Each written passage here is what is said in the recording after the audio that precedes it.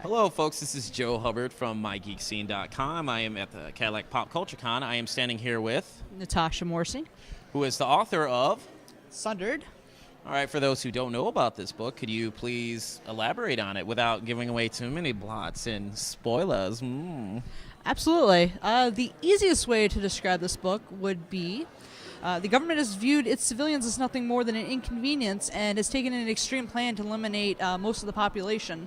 By the time that the book starts, a third of the population is left, and the survivors do what they can in order to survive, either living underground or trying to find resources.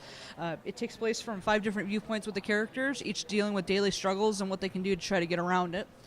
The book itself isn't just based on the fact is that you're fighting against the government, it's what they're having to do each day to survive. So, on top of that, the government also likes to pretend like everything is perfect. They still have roadways that are being maintained on. The stores are still being stocked. Everything looks perfect from the outside until you figure out what's really going on. What's the name of the main character? There's 4 of them, actually. Ooh, okay. What's the name of the 4 main characters? The first one, his name is Jonathan Richter. He was a disgraced reporter. Due to a high-profile case, he ended up losing a lot of his standing. He's taking care of his sister, Madison. She's also a main character. There's also River Rutherford. She's actually the one featured here on the cover. And as she goes through it, there's various events that happen to her that caused her, like, for instance, to get the metal arm that she has here. That plays a big part into it, amongst other things. Another one is Xavier Frost. He's kind of like their residential mad scientist. He's the one that comes up with these prosthetics, and he was also on one of the government kill lists. So he's always constantly in fear of his life. And then lastly, there is Glorious Fish, and trying to explain anything about Glorious Fish feels like a spoiler, so I can't give too much about it without you guys reading into it. I guess you'll have to read the book in order to find out about, you said Glorious Fish? Yes. All right, well then, I'll leave that for those who want to venture forth into the book. What was the inspiration for the book? I'm not too heavy into politics, but I just view it in some ways that people always seem to take the extreme on things. So it was just happened to be an idea that I was spinning, and before I knew it, I ended up having a book out of it.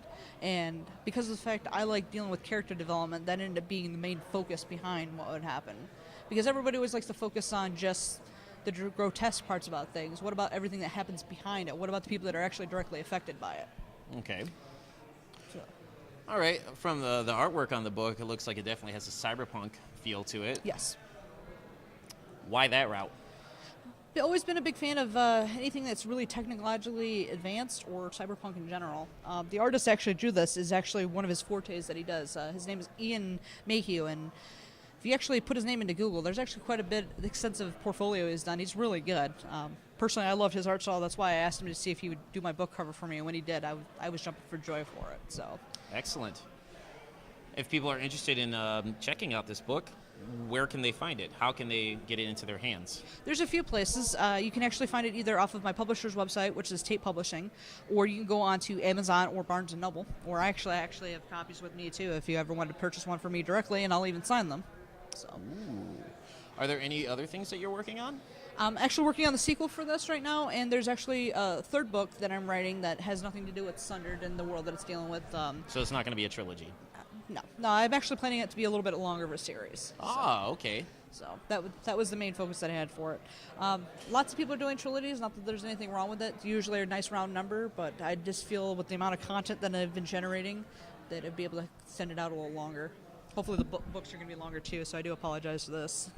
No need for apologies. You're doing something that not a lot of people are doing, so I commend you for that. Yeah, thank you. Is there anything else that you would like to say to the folks at home? Don't ever let anybody tell you what you can and cannot do. Yeah, it's up to you to be able to decide what you want to do in life, and the sky's the limit. Do what you can with it. Natasha, thank you so much for this interview. Folks, this is Joe from MIGeekScene.com. Take it easy. Wait a minute, folks. Did you think this video was over? No. One real important thing, if people want to reach you, how can they go about doing that? They can actually find the Facebook page for Sundered there, spelled just like this, or you can go to www.facebook.com/SunderedNovel. All right, well, thank you once again. Take it easy, folks.